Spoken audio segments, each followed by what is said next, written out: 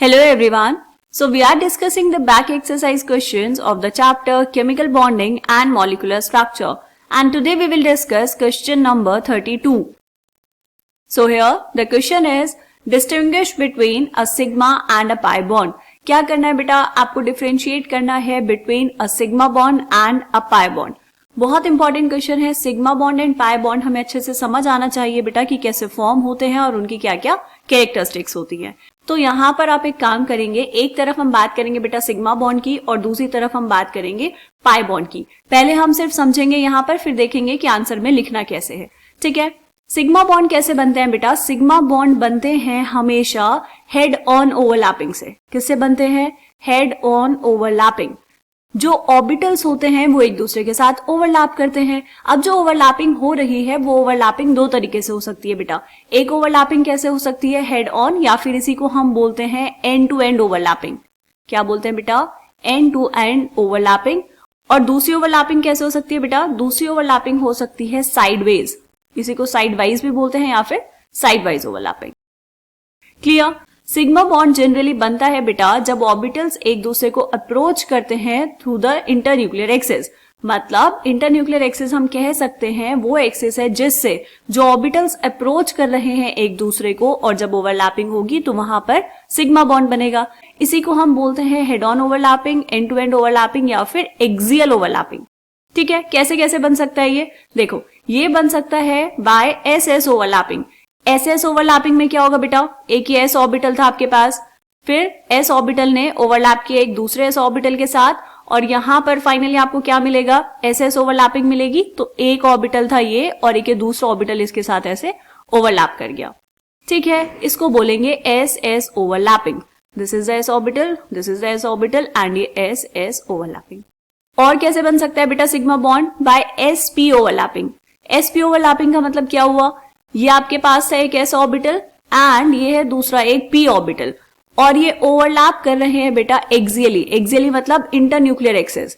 तो यहाँ पे एस पी ओवरलैपिंग से सिग्मा बॉन्ड कैसे बनेगा बेटा? ये था एस ऑर्बिटल और यहाँ पर ये ओवरलैप किया पी ऑर्बिटल. ठीक है. This is S P overlapping. बात समझ आई? और कैसे बन सकता है? पीपी ओवरलैपिंग से. कंडीशन क्या है कि जो ओवरलैपिंग है वो होनी चाहिए एक्सियल.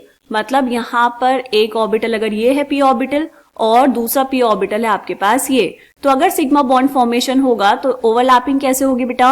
ओवरलैपिंग होगी ऐसे. एक ये पी ऑर्बिटल और ये दूसरा पी ऑर्बिटल इसको ओवरलैप करेगा ऐसे.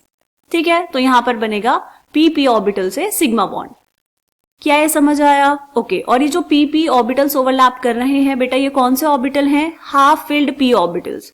और यहाँ पर ये होगा half filled S orbital and half filled P orbital, जो ओवरलैप करके एसपी ओवरलैपिंग से सिग्मा बॉन्ड बनाएंगे. क्लियर? दूसरी तरफ क्या है बेटा? Pi bond. इसमें होती है साइडवेज ओवरलैपिंग. देखो, अगर हम बात करें पी ऑर्बिटल्स की बेटा, आपके पास तीन ऑर्बिटल्स होते हैं पी में, P X, P Y and P Z. P X, P Y, P Z, ये जो तीन ऑर्बिटल्स हैं ये तीनों होते हैं म्यूचुअली परपेंडिकुलर. म्यूचुअली परपेंडिकुलर मतलब हम इसको ऐसे समझ सकते हैं बेटा, यहां पर अगर इंटरन्यूक्लियर एक्सिस है ये जेड एक्सिस, तो ये होगी एक्स एक्सिस और ये होगी वाई एक्सिस. तो अगर एक ऑर्बिटल यहां पर ऐसे जेड एक्सिस पर प्रेजेंट है तो एक ऑर्बिटल एक्स एक्सिस पर होगा और एक ऑर्बिटल वाई एक्सिस पर. तो ये जो तीन ऑर्बिटल्स हैं बेटा P X, P Y, P Z, ये तीनों होते हैं एक दूसरे के म्यूचुअली परपेंडिकुलर. ओके. तो अगर जेड एक्सिस पे ओवरलैपिंग हो रही है और जेड इंटरन्यूक्लियर एक्सिस है तो वहां पर क्या बनेगा? Sigma bond.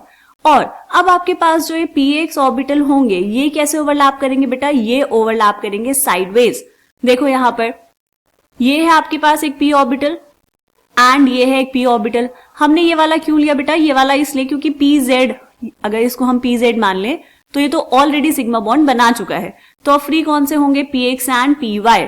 तो यहां पर ओवरलैपिंग कैसे हो जाएगी बेटा? ओवरलैपिंग होगी ऐसे. एक ये यहां ऐसे और ये दूसरा यहां पर. ठीक है. इंटरन्यूक्लियर एक्सिस कहाँ है? इसमें इंटरन्यूक्लियर एक्सिस है ये वाली, और ये इंटरन्यूक्लियर एक्सिस के क्या है? परपेंडिकुलर है. और ये जो दोनों ऑर्बिटल्स हैं इनकी एक्सिस क्या है? एक दूसरे के पैरेलल है. क्या ये समझ आया? इस ओवरलैपिंग से जो बॉन्ड बनता है बेटा ये भी पीपी ओवरलैपिंग है, लेकिन इससे जो बॉन्ड बनेगा वो होगा पाई बॉन्ड. यहां पर ये पी एक्स ओवरलैपिंग हो सकती है और पी वाई ओवरलैपिंग भी हो सकती है. ठीक है बेटा, अब हम बात करते हैं sigma bond and pi bond के कैरेक्टरिस्टिक्स की। सबसे पहली बात तो ये कि सिग्मा बॉन्ड बनता है किससे बेटा, हेड ऑन ओवरलैपिंग से, एंड पाई बॉन्ड बनता है साइड वाइज ओवरलैपिंग से। ठीक है, दूसरा क्या, कभी भी पाई बॉन्ड अकेला एग्जिस्ट नहीं करेगा। जैसे एग्जाम्पल के लिए देखो, अगर यहाँ पे है कार्बन डबल बॉन्ड कार्बन, तो इसमें एक सिग्मा बॉन्ड होगा और एक पाई बॉन्ड होगा। लेकिन हमेशा अगर कार्बन सिंगल बॉन्ड कार्बन है तो उसमें जो सिंगल बॉन्ड है ये हमेशा ही क्या होगा बेटा, सिग्मा बॉन्ड। सिग्मा बॉन्ड्स क्या होते हैं, रिलेटिवली स्टेबल होते हैं और स्ट्रॉन्गर होते हैं as compared to pi bond. Clear बेटा, तो अब हम यहाँ पर वन बाय वन करके डिस्कस करते हैं इनकी प्रॉपर्टीज। देखो फर्स्ट पॉइंट क्या है बेटा, a sigma bond is formed by axial overlap of atomic orbitals and a pi bond is formed by lateral or sidewise overlap of atomic orbitals। यही बात हमने अभी यहाँ पर पूरी डिस्कस की है। नेक्स्ट चेक करेंगे बेटा, sigma bond can be formed by overlap of SS, SP and PP orbitals, जैसे हमने यहाँ पर अभी ड्रॉ करके देखा है। Whereas pi bond is formed by the overlap of PP orbitals only. Pi bond कब बनता है बेटा, जब PP ऑर्बिटल्स ओवरलैप करते हैं। जब भी s ऑर्बिटल ओवरलैप करेंगे हमेशा सिग्मा बॉन्ड बनेगा। क्यों, क्योंकि जो s ऑर्बिटल है बेटा वो क्या है, स्फेरिकली सिमेट्रिक, तो वो किसी भी एक्सिस से आके ओवरलैप कर सकते हैं। क्लियर, सिग्मा बॉन्ड में देखो, as overlapping takes place to a greater extent sigma bond is a strong bond and in a pi bond side wise overlapping is not very effective, therefore pi bond is a weak bond. यहां पर check करेंगे बेटा, sigma bond में जो overlapping हो रही है वो इफेक्टिव ओवरलैपिंग है। मतलब सिग्मा बॉन्ड जब बनता है तो ओवरलैपिंग जो होती है ऑर्बिटल्स की वो ज्यादा होती है एज कंपेयर टू जब पाई बॉन्ड बनता है। तो इसीलिए क्या हुआ बेटा कि जो सिग्मा बॉन्ड है वो स्ट्रॉन्ग होता है as compared to pi bond. Sigma bond में नेक्स्ट पॉइंट चेक करेंगे बेटा, free rotation of atoms around the sigma bond is possible, whereas in pi bond free rotation of atoms around a pi bond is not possible because it involves breaking of bonds। देखो यहां पर अगर मान लो PP overlapping हुई है बेटा, ठीक है, यहां पे आप क्या कर सकते हैं, अगर हम यहाँ पे एक्सिस ड्रॉ करें, अगर ये एक्सिस है बेटा, this is the internuclear axis, ठीक है, इस पे ओवरलैपिंग हुई। अगर मैं इस एक्सिस के अबाउट रोटेट करूं इसको, तो क्या ये रोटेट हो जाएगा, बॉन्ड आराम से हो जाएगा और कोई भी बॉन्ड नहीं टूटेगा। मतलब यहां पर अगर हम ये कार्बन सिंगल बॉन्ड कार्बन की बात कर रहे हैं तो ये बॉन्ड में रोटेशन पॉसिबल है, फ्री रोटेशन पॉसिबल है यहां पर, ठीक है। लेकिन अगर अब हम पाई बॉन्ड की बात करें बेटा, तो पाई बॉन्ड में क्या हो रहा है, पाई बॉन्ड में हो रही है साइडवेज ओवरलैपिंग। मतलब ये यहां ओवरलैप किया है और ये यहां ओवरलैप किया है। अगर आप अब इस बॉन्ड को रोटेट करेंगे तो इस बॉन्ड को रोटेट करने से क्या होगा बेटा, जो पाई बॉन्ड है वो टूट जाएगा। क्यों, क्योंकि यहां पर पाई बॉन्ड कैसे बना होगा, अगर यहाँ PZ सिग्मा है तो पाई बॉन्ड कुछ ऐसे बना होगा बेटा, यहां बना होगा ऐसे पाई बॉन्ड। तो अब अगर आप इसको रोटेट करेंगे तो क्या होगा, ये जो साइड वाइज ओवरलैपिंग हुई है ये नहीं हो पाएगी और पाई बॉन्ड ब्रेक कर जाएगा। क्लियर, तो यहां पर इसलिए हम कहते हैं कि सिग्मा बॉन्ड में फ्री रोटेशन पॉसिबल है, वेयर एज पाई बॉन्ड में free rotation of atoms around the pi bond possible नहीं है। ठीक है बेटा, नेक्स्ट पॉइंट चेक करेंगे, sigma bond can have independent existence. Sigma bond अकेले एग्जिस्ट कर सकता है क्योंकि जो पहला बॉन्ड बनता है वो सिग्मा बॉन्ड ही बनता है। पहली जो ओवरलैपिंग होती है ऑर्बिटल्स की वो एक्सियली होती है, उसके बाद फिर साइडवेज ओवरलैपिंग होनी शुरू होती है, ठीक है। Whereas the pi bond always exists along with a sigma bond। Pi bond अगर कहीं पे एग्जिस्ट करता है तो वहां पर सिग्मा बॉन्ड भी पक्का होगा। ठीक, नेक्स्ट पॉइंट चेक करेंगे बेटा, There can never be more than one sigma bond between two atoms। दो एटम्स के बीच में एक से ज्यादा सिग्मा बॉन्ड एग्जिस्ट नहीं कर सकते। ऐसा क्यों बेटा, क्योंकि जो ओवरलैपिंग होनी थी वो एक्सियली हो चुकी है, उसके बाद जो p ऑर्बिटल्स आपके पास प्रेजेंट हैं वो तो सेम एक्सिस पर लाई ही नहीं करते, है ना, वो या तो y एक्सिस पर होंगे या z एक्सिस पर। तो इसीलिए हमेशा जो सिग्मा बॉन्ड बनता है वो एक ही बनता है। Whereas अगर हम पाई बॉन्ड की बात करें बेटा, there can be one or two pi bonds present between two atoms। इसका एग्जाम्पल दिया हुआ है, O2 कैसे एग्जिस्ट करता है बेटा, O डबल बॉन्ड O, तो इसमें एक सिग्मा बॉन्ड है और एक पाई बॉन्ड। और अगर हम N2 की बात करें तो N triple bond N, N2 molecule ऐसे एग्जिस्ट करता है, इसमें एक सिग्मा बॉन्ड है और दो पाई बॉन्ड। सो एक से ज्यादा पाई बॉन्ड एग्जिस्ट कर सकते हैं, ठीक है। नेक्स्ट चेक करेंगे, in this bond sigma electrons are localized and in pi bond the pi electrons are delocalized. और उन्हीं को हम क्या बोलते हैं बेटा, उन इलेक्ट्रॉन्स को हम बोलते हैं mobile electrons.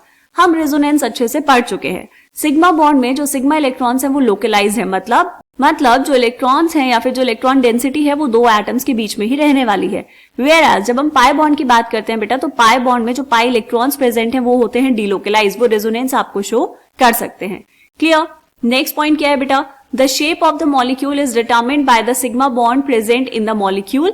Pi bond, the pi bond does not affect the shape of the molecule. जब हमने बात की है बेटा वीएसपीआर थ्योरी की, तो वहां पर हम क्या करते हैं, उसमें हम चेक करते हैं नंबर ऑफ सिग्मा बॉन्ड्स। जब हम शेप ऑफ मॉलिक्यूल की बात कर रहे हैं तो वहां पर भी क्या चेक कर रहे हैं बेटा, सिग्मा बॉन्ड चेक कर रहे हैं। हाइब्रिडाइजेशन की बात कर रहे हैं तो वहां पर भी सिग्मा बॉन्ड्स चेक कर रहे हैं या फिर लोन पेयर चेक कर रहे हैं। अगर पाई बॉन्ड कहीं पर है तो हम उसको क्या मानते हैं, हम उसको सिग्मा बॉन्ड मानते हैं और तब वहीं से क्या करते हैं बेटा, वीएसपीआर थ्योरी से शेप निकाल लेते हैं। ठीक है, तो सिग्मा बॉन्ड्स जो हैं वो मॉलिक्यूल की शेप को डिटरमिन करते हैं, पाई बॉन्ड मॉलिक्यूल की शेप को अफेक्ट नहीं करते। ठीक है, इतने पॉइंट्स आपको पता होने चाहिए sigma bond and pi bond के बारे में। इसमें से जो मेन पॉइंट्स है वो आप लिख सकते हैं, डिपेंड करता है कि आपको जो क्वेश्चन पूछा गया है वो कितने मार्क्स का आया है। ठीक है बेटा, इंपॉर्टेंट पॉइंट्स ये वाले हैं यहाँ पर कि बॉन्ड कैसे बना, कब कब बन सकता है, कौन सा बॉन्ड स्ट्रांग होता है, फ्री रोटेशन पॉसिबल है या नहीं है, and independent existence sigma bond की होती है एंड पाई बॉन्ड की नहीं होती। क्लियर। चलिए, तो ये क्वेश्चन यहाँ पर कंप्लीट हुआ। मिलते हैं नेक्स्ट क्वेश्चन में, तब तक के लिए बाय बाय।